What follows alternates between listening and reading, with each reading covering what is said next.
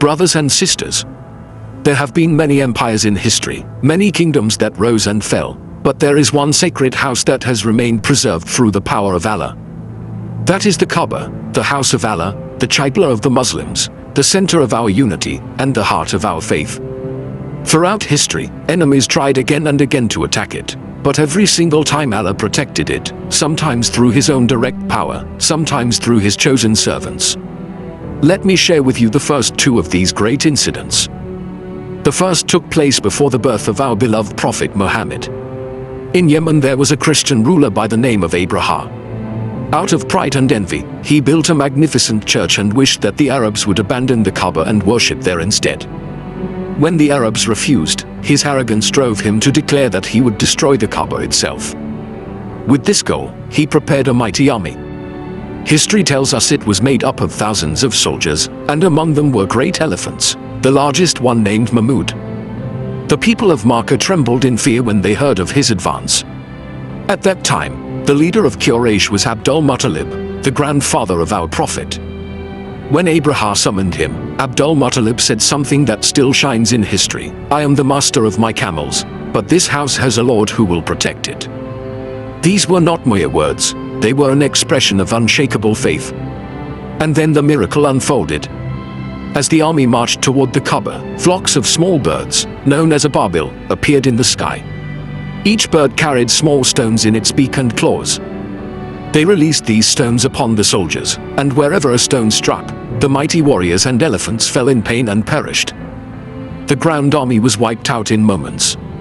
Abraha himself fled, humiliated and wounded, only to die on the way back. The year of this miraculous event became known as the Year of the Elephant, and it was in this very year that Allah blessed the world with the birth of Muhammad. This was a sign to all of humanity: the Kaaba is not protected by human power, but by the will of Allah alone. The second great tragedy came many years later, in the year 683 CE.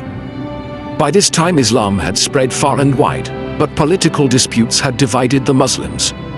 In Damascus, Yazid ibn Zubair had taken power, while in Mecca, Abdullah ibn Zubair, the noble companion of the Prophet and the grandson of Abu Bakr al-Siddiq, refused to pledge allegiance to him. Yazid saw this as a threat to his authority and sent a powerful army to Mecca. The hearts of the people of Mecca were struck with fear once again, for now the sacred sanctuary itself was to become a battlefield. The army surrounded the city and began a terrible siege. They set up catapults and hurled stones and fireballs toward the Kaaba. The house of Allah, which had stood as a symbol of peace, was engulfed in flames and smoke. The walls of the Kaaba were cracked, its roof burned, and its curtains were reduced to ashes. The sanctuary that once echoed with the voices of worshippers was filled with the cries of pain and destruction. For the Muslims of that time, it was a wound in their hearts that seemed unbearable. But Allah chose Abdullah ibn Zubair to stand firm in those moments. He did not surrender. He defended the Kaaba with courage and faith. And when Yazid died and the siege was lifted, Abdullah ibn Zubair took upon himself the duty of rebuilding the Kaaba.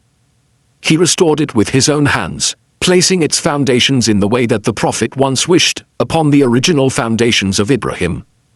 In this way Allah once again showed that He uses His chosen servants as the means of protecting His sacred house. My brothers and sisters, these two incidents teach us a powerful lesson. In the first, Allah Himself sent His creation, the birds, as a direct miracle to defend His house. In the second, He chose a courageous believer, Abdullah ibn Zubair, to defend and rebuild it.